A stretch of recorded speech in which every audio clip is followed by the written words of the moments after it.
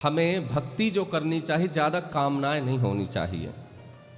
और कामनाएं भी हो तो भगवान से हो, लेकिन इतनी भी ना हो कि भगवान भी परेशान हो जाए। लिमिटेड हो, अनलिमिटेड ना हो। बोलो राधे राधे। हाँ जी। तो एक माता जी थी, वो भगवान का भजन तो करती थी, पर ज्ञान नहीं था भक्ति के बारे में। तो क्या करती थी, मंदिर जाती थी। अब मंदिर में जा कर के देखिए, वहाँ यहाँ प्रबंध है ना, इस गेट से आप अंदर नहीं जा सकते, पर शायद पुजारी जी आपको छूट दे दें, कोई बात नहीं, आराम से अंदर जाके पूजा करो।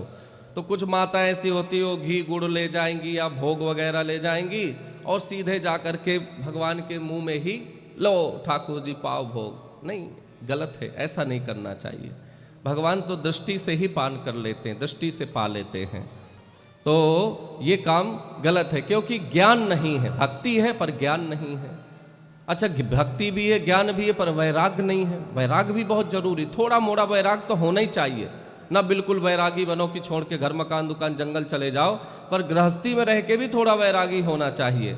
अब ऐसे एक माता जी थी और वो गई मंदिर में नहीं कि वो घर में ही, उनको ज्ञान था, भक्ति थी कि हमको भजन करना चाहिए। तो भजन तो कर रही थी बैठे बैठे, बस सामने देखा कि दूध चढ़ा हुआ है चूल्हे में।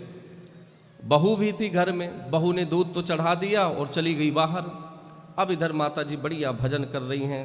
हमारा माला कहाँ गया? अच्छा, ऐसे ऐसे भजन कर रही थी, पर ऐसे एक एक आंख से देख रही, दूध तो नहीं कहीं गिर रहा, दूध तो नहीं गिर रहा।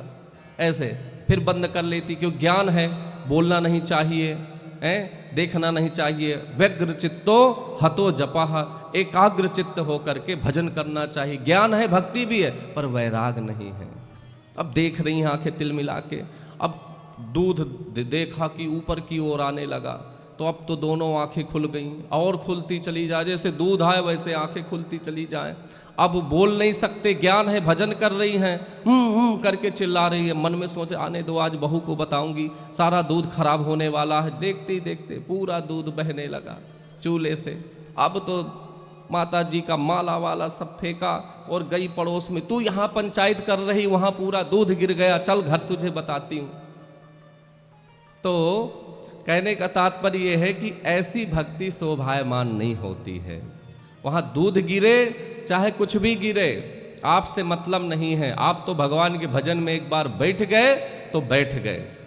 अब आजकल लोग भजन कम करते हैं, फोन बगल में रख लेंगे, तो अब वो फोन ज़्यादा थोड़ा टुन्न बजा, सोई माला धर दिए, अच्छा ठीक है, फिर भजन शुरू। तो ऐसे में कैसे होगा? आप आधा घंटा भगवान का भजन करो, पर भागवत में लिखा व्यग्र चित्त हो करके करो। व्यग्र चित्तो हतो जपः, ऐसा भागवत में है। पर नाम आप लेने को कैसे भी ले सकते, भगवान का नाम लेने के लिए कोई दिक्कत नहीं।